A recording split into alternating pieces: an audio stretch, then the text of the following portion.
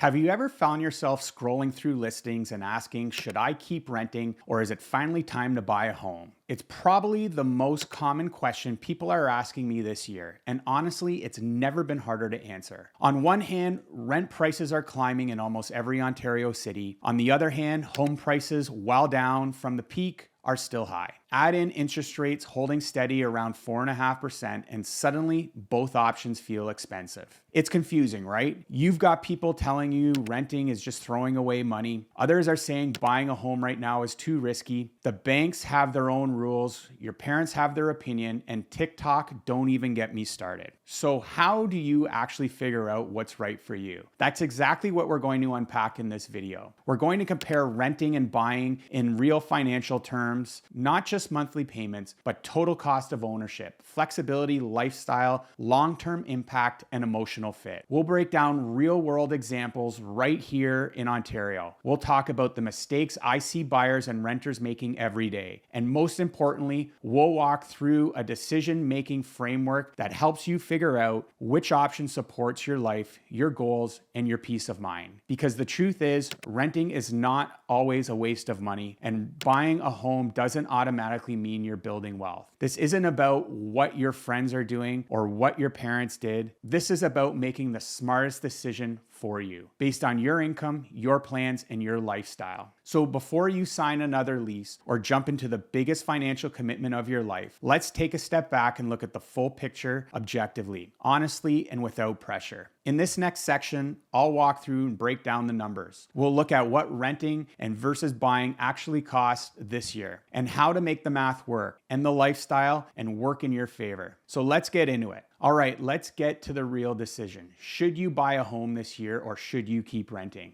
To answer that, we need to look at both sides of the equation, not just the obvious numbers, but the long-term implication, lifestyle impacts, and some of the hidden costs that catch people off guard. Let's start with renting. Now, renting gets a bad rap. You've probably heard people say you're just paying your landlord's mortgage. But here's the truth. Renting isn't always a bad financial decision. It offers flexibility, lower upfront cost, and fewer responsibilities. You don't need to worry about repairs, taxes, or replacing the furnace in the middle of January if something breaks. You just call the landlord. You also keep your liquidity. You don't have to drain your savings for a down payment or closing costs. And that money can be used for other priorities, paying off high interest debt, investing, building a business, or just enjoying life. But here's the flip side. Rent isn't cheap anymore, especially here in Ontario. Let's say you're renting a 3-bedroom home in Niagara. You're probably paying around $2,800 to $3,000 a month, and that's just rent. You don't get any ownership, you're not building any equity, and rent typically increases every year. In some cities, it's climbing between 6 and 8% annually. So while renting gives you some breathing room in the short term, it can also leave you further behind in the long term if you're not investing or saving wisely. Now let's talk about buying. Home ownership comes with a sense of stability and pride. It gives you a place that's yours. You can renovate, paint, plant a garden, and make it feel like home. But it also means responsibility. Let's break down the typical buying scenario. If you're a first-time home buyer purchasing a home for $700,000 with the minimum down payment, that's $35,000 for a down payment. Since it's under 20%, you also need insurance from one of the 3 default insurers in Canada, which gets rolled into the mortgage. Here's the important part. As a first-time home buyer with an insured mortgage, you may qualify for a 30-year amortization, which helps reduce your monthly payments. At today's 4.5% interest rate, your monthly payment would be around $3,300 a month. Add property taxes around $400, home insurance roughly $100 a month, maintenance reserve estimate $200 a month. Your total home ownership cost lands around $4,000 a month and sometimes more. That's about $1,000 more a month than renting the same home. But here's what you're getting with that extra cost. Equity. Every payment chips away at your principal. Price appreciation. Over time, your home could rise in value. Stability. Your housing costs, if fixed, won't jump 8% next year like rent might. Control. You can renovate, rent out part of it, or refinance later. Now, is that trade-off worth it? It depends on a few factors. Number one, how long do you plan to stay? If you're buying and only staying for 2 to 3 years, you might lose money after the closing costs and real estate commissions.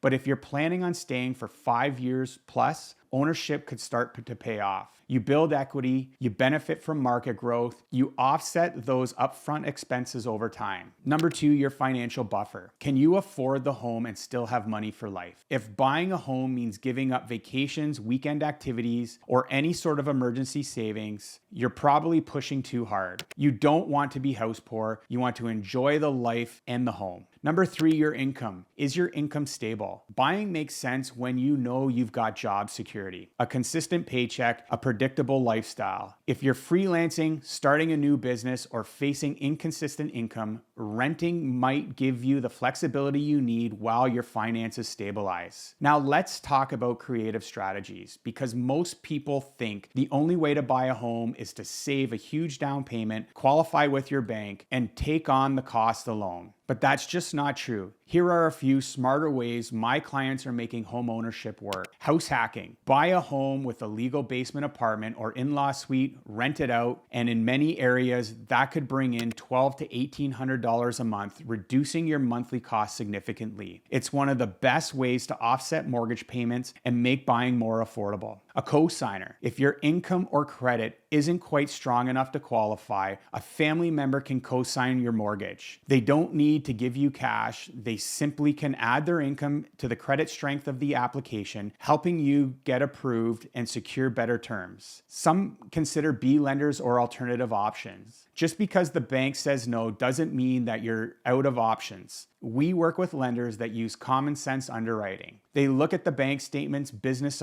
income, or equity, even if you don't qualify traditionally. These are especially helpful for self-employed individuals, recently separated, new to Canada, carrying debt, but have strong income. Alternative lenders open the door that banks might close, and they're a huge asset in the market like this year. So after breaking down the pros and the cons, the numbers, the lifestyle impact, let's bring it all together. Should you buy or rent this year? Here's the honest answer. It depends on your personal situation, but I want to give you a quick framework that helps you make that decision with clarity and confidence. You should rent if you're not sure where you want to live in the next 3 to 5 years. You don't have a full down payment saved plus financial cushion. You're carrying high interest debt or your income is unstable. You value flexibility more than putting down roots. You want time to invest, save, or build your career before committing to a home. There is nothing wrong with renting. In fact, for many people, it's the smartest move. It gives you space to grow without overextending yourself financially. Now, you should buy if you plan to stay in the place for at least 5 years. You've got your down payment, closing costs, and an emergency fund ready. Your income is stable and consistent. You're emotionally ready to handle the responsibilities of ownership. You're excited to build long-term wealth through real estate. And remember, if you're a first-time home buyer with an insured mortgage, you can now qualify for up to a 30-year amortization, which means that makes your monthly payments more manageable. Now, here's some smart buying tips. Consider a home with rental potential. House hacking is a game changer. Don't feel pressured to buy your dream home first. Start where you can. Look at smaller cities or emerging communities with better value. If you don't qualify with a bank, explore B lenders or alternative options. Talk to a mortgage expert before assuming you can't afford to buy. If you're still unsure what's right for you, or you just want someone to run the numbers for you, book a 15-minute call with me. The link is below in the description. We'll walk you through your goals, your income, and your options. No pressure, just clarity. And if this video helped, please hit the like button, subscribe for more tips, and drop a comment below. Tell me, are you leaning towards buying or renting this year? Thanks for watching, and I'll see you in the next one.